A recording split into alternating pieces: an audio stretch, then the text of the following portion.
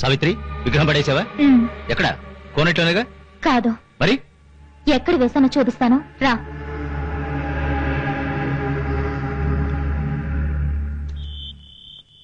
ఆగు. ఎక్కడ పడేశావు? ఇక్కడే. ఇక్కడ?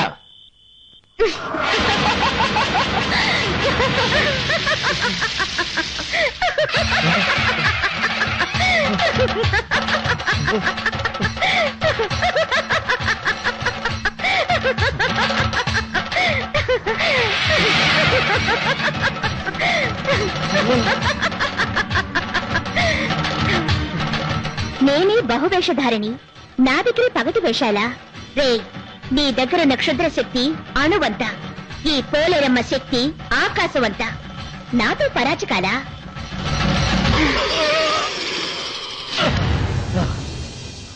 రోజు ఆ తల్లికి అంబలే ఇస్తున్నాను. నా ఆదాయం పెరిగిందంటే కోడిని కోసి దాంతో పాటు పొలం పెట్టాలి. ఎవరది? ఎవరో తెలియట్లేదే. అమ్మా, అమ్మా, అమ్మా, లేమ్మా. ఏమ్మా, నువ్వెవరమ్మా? చూడ్డానికి గొప్పింటి అమ్మాయిలా ఉన్నావు. ఇలా అనాథల పడినావంటమ్మా? నిజమే, ఇంకొద్ది రోజుల్లో ఆ పోలేరమ్మ నన్ను అనాథని చేస్తుంది. పోలేరమ్మ తల్లి? అవును, ఆమెకు మొండితనం ఎక్కువ. ఊర్లో ఉన్న పిల్లలందరినీ వదిలేసి నా బిడ్డ చుట్టూ తిరుగుతోంది. అదేమిటంటే వికట అట్టహాసం చేస్తోంది. ఏంటమ్మా ఏదేదో చెప్తున్నావు? జరిగింది చెప్పమ్మా.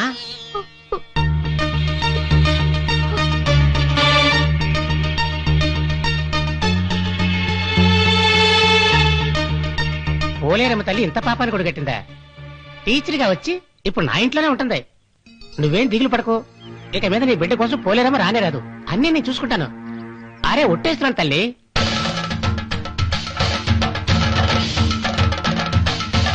తెలియకుండా వేసేసానే. అయ్యయ్యో, వేసేసానే. ఇప్పుడు ఎలాగా? నీకోసమే వెతుకుతున్నాను. హుండీ చేతిలో పెట్టుకుని ఇక్కడేం చేస్తున్నావు? హుండీ అంటేనే నాకు భయం వేస్తుందమ్మా. దానివల్ల ఓ చిక్కొచ్చింది. ఏమిటి? అలవాటుగా నాకు వచ్చే ఆదాయంలో కొంత భాగం నీ హుండీలో వేస్తాను కదా. అవును. ఈ రోజు హుండీలో చిల్లర వేస్తున్నానా, నా వేలుకున్న ఉంగరం జారి హుండీలో పడిపోయింది. హుండీలో వేసింది నీకే కదా సొంతం. చెయ్యి జారిపడినా నువ్వే లాగేసుకుంటావు కదా. మా అమ్మ జ్ఞాపకార్థం పెట్టుకున్న ఉంగరం ఇక మీద నాకు లేదు. ఇంతేగా విషయం. దీనికి ఎందుకు దిగులు పడతావు? హుండీలో వేసింది నాకేగా చెందుతుంది. అది నేను నీకు తిరిగిస్తాను. తీసుకో. చాలా సంతోషం తల్లి. నువ్వు మనసు పెడితే అన్ని సమస్యలు తీరిపోతాయి. కానీ ఇంకా ఏమిటి కాని? ఉంగరం తిరిగిచ్చేదానివి బిడ్డను కూడా తిరిగివచ్చు కదా. తల్లి తల్లి బిడ్డను వేరు చేయడం నీకు ధర్మమా? ఓ, అన్నీ తెలుసుకున్నావా? వీరదాసు, మనుషుల చేతులకి 1,00,000 కారణాలుండొచ్చు. కానీ ఈ పోలేరమ్మ చేతులకి ఒకే ఒక కారణమే ఉంటుంది. అది అందరి మంచికేనయ్యా. ఏది మంచి? బిడ్డ కన్నవాళ్ళది కాదు, నాదేనా నువ్వు అంటున్నావే? అది మంచిదా? ఒక తల్లి మనసును బాధ పెట్టేది దయ్యం అవుతుంది కానీ దేవత కాదు. చాలా ఆపు. జరిగింది, జరగబోయేది ఏది నీకు తెలియకూడదు. ఎందుకంటే అది దేవరహస్యం. ఏంటిది? నాకు తెలియకూడదా? పోయి పోయి నా ఇంట్లో నీకు చోటిచ్చాను చూడు, నన్ను అనుకోవాలి. నేను ఫస్ట్ నుండి నీకు దండకు తిండి పెట్టినందుకు చెప్పుతో కొట్టుకోవాలి.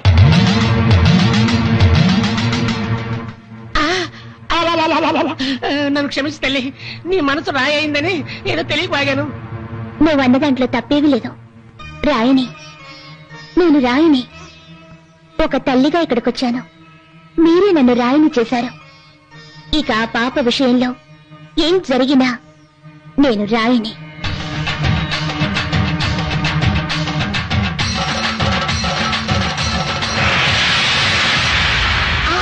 తల్లి! అమ్మవారు రాయయింది. ఇక మీదట నన్ను ఎదిరించడానికి ఏ శక్తి లేదు. 40వ పౌర్ణమికి సత్యాన్ని భరించి పూజ ముగిస్తాను.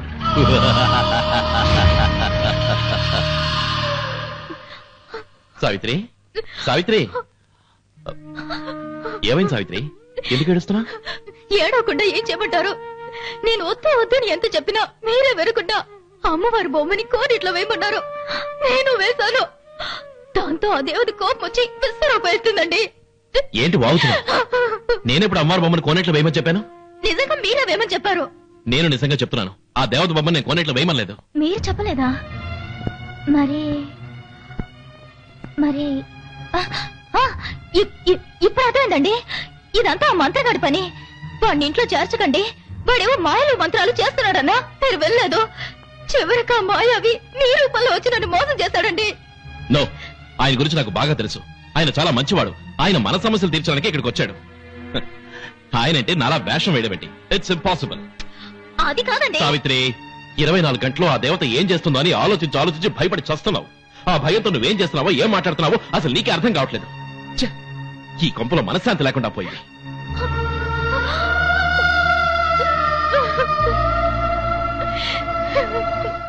రావే, నీ వల్ల ఈ సమస్యలని. సావిత్రి, పాపం తీసుకుని ఎక్కడికి వెళ్తున్నావు? ఆ దేవతతో పోరాడి మనం గెలవలేమండి. వేరే మార్గం లేదు. పాపం తీసుకెళ్లి పోలేరమ్మ దగ్గర అప్పగించేస్తాను. నీకేమన్నా పిచ్చి పట్టిందా? కన్న తల్లి ప్రాణమనేస్తుంది కానీ కన్నబిడ్డను మాత్రం ఇవ్వదా? నువ్వేగా అన్నావు. అన్నాను. అలా అంటే తప్పని నాకిప్పుడు అర్థమైంది. పాప కంటే నాకు మీ మనసు అంతే ముఖ్యం. సావిత్రి, నువ్వే ఇలా మాట్లాడుతున్నావు? నేనే కాదు, నా పరిస్థితుల్లో ఎవరున్నా ఇలాగే మాట్లాడతారు, ఇలాగే ప్రవర్తిస్తారు. దారదులండి. దయచేసి నేను చెప్పేది విను సావిత్రి, నువ్వు వెళ్ళొద్దు. అడ్రాకండి. అడ్డొస్తే నన్ను ప్రాణంతో చూడరు.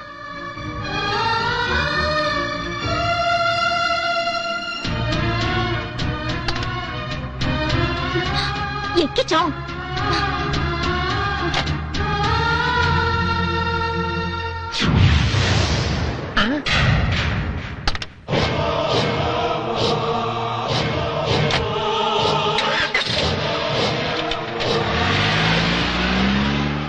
ఆరి దుర్మార్గుడా, ఇలా వేషాలు మార్చేస్తున్నాడేంటి? సావిత్రి చెప్పిన మాంత్రికుడు వీడేనా?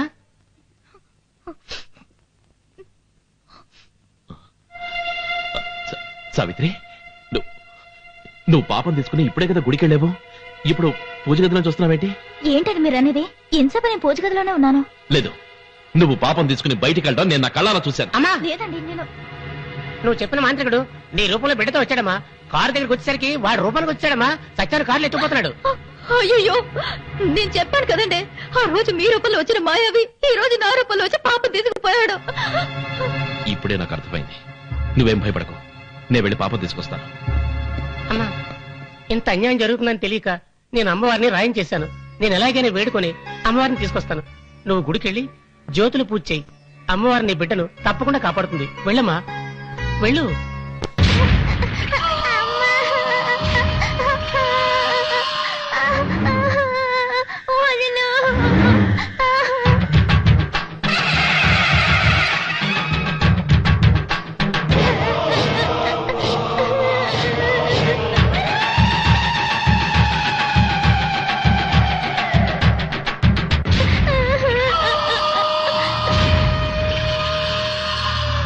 పాపని కాపాడతానని ఇంట్లోకి దూరి చివరికి నమ్మించి మోసం చేసి పాపను ఎత్తుకొస్తావా? నన్ను చంపడానికి పుట్టిన బిడ్డని చంపకుండా వదులుతానా? ఈ రోజు 40వ పౌర్ణమి. పూజ బలితో పూర్తవుతుంది.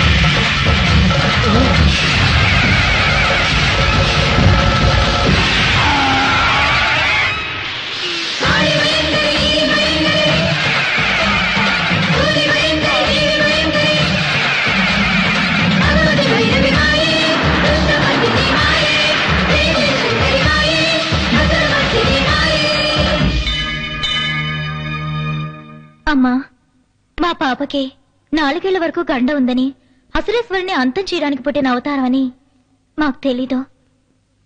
ఆ దుష్టుడి నుంచి కాపాడడానికే మా పాప వెంట నీడలా ఉన్నామన్న విషయం మాకిప్పుడే అర్థమైంది. విధి దేవరహస్యం. అది తెలుసుకుంటే మనుషులు తట్టుకోలేరు. అందుకే పాపని హుండీలో పడేలా చేసి నేనే తనను కాపాడుకుంటూ వచ్చాను. అసురేశ్వరుడి అంతంతో సత్య దగ్గరుండే అపూర్వ శక్తి అదృశ్యమైంది. ఇక పైన ఈ బిడ్డ నీకేనమ్మా సొంతం. ఈ బిడ్డ నీ గుళ్ళోనే ఉండాలి.